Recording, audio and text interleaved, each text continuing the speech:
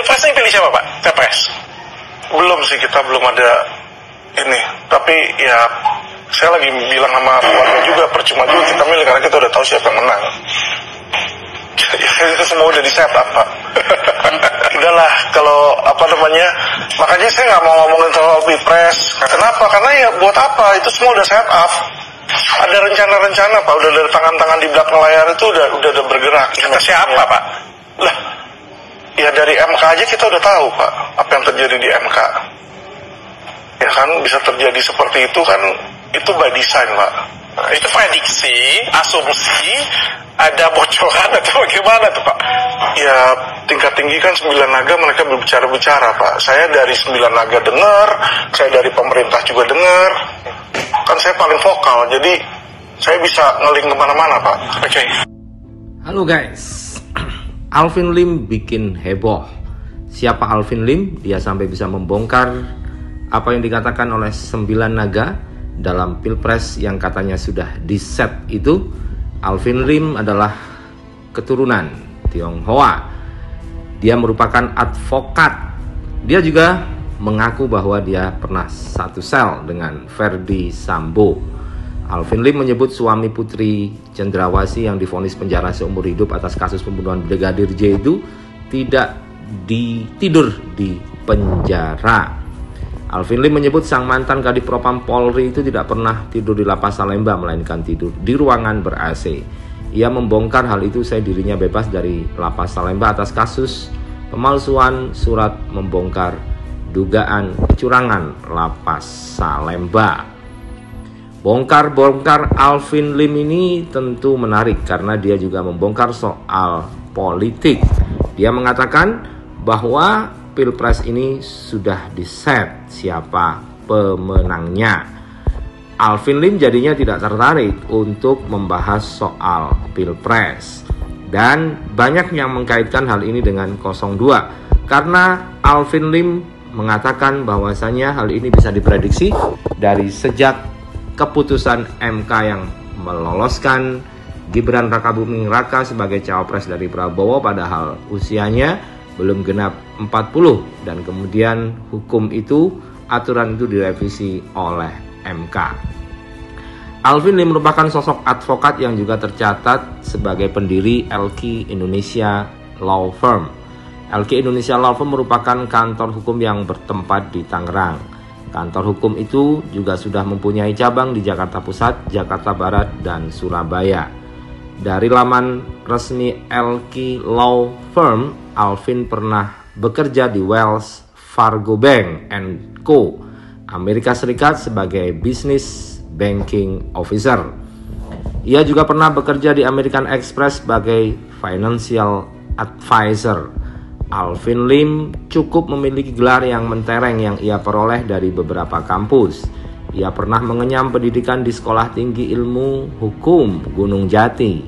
Alvin juga menempuh pendidikan di Santa Barbara City College, Sekolah Tinggi Ilmu Hukum Gunung Jati Tangerang, kemudian melanjutkan ke Colorado Graduate School of Banking, Graduate Degree in Banking, Florida State University, Certified in Financial Planning, kemudian ke University of California, Berkeley, Undergraduate in Economic, kemudian Santa Barbara City College. Sosok Alvin Lim bikin gempar saat diwawancara oleh Dr. Richard Lee.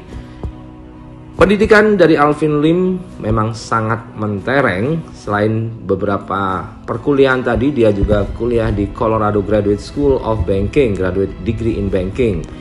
Dan kemudian Alvin Lim membuat kasusnya di Indonesia menjadi trending topik karena Alvin Lim kemudian dijatuhi vonis penjara selama 4 tahun 6 bulan atas kasus pemalsuan dokumen.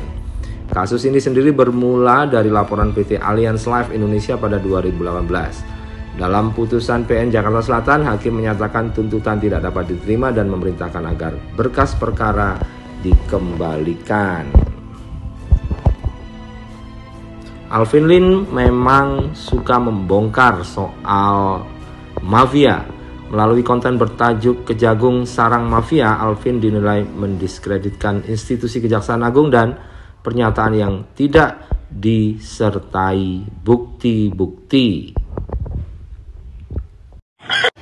Dari pernyataan dari Koko Alvin itu sangat mengerikan ya. Ternyata Pilpres ini sudah settingan. Sebenarnya sih walaupun kita sendiri sudah tahu ya, sudah paham karena dari awal saja ketika MK memutuskan bahwa cawapres dari salah satu paslon lolos, padahal dari segi persyaratan itu belum nyampe, tetapi karena dia anak sang penguasa akhirnya diloloskan. Dari situ saja kita sudah mengetahui bahwa ada kejanggalan, ada settingan yang memang untuk berkuasa kembali. Ya nggak apa-apalah, silakan. Mereka punya rencana, mereka punya siasat, mereka punya kelicikan yang mungkin menurut mereka akan pasti gitu. Tapi kita tetap berpegang teguh bahwa kebenaran pasti akan datang, dan kita punya Allah, kita punya Tuhan. Ya tetap kita berdoa, kita tetap berikhtiar ya. Rencana mereka dengan rencana Allah itu pasti yang lebih baik adalah rencana Allah.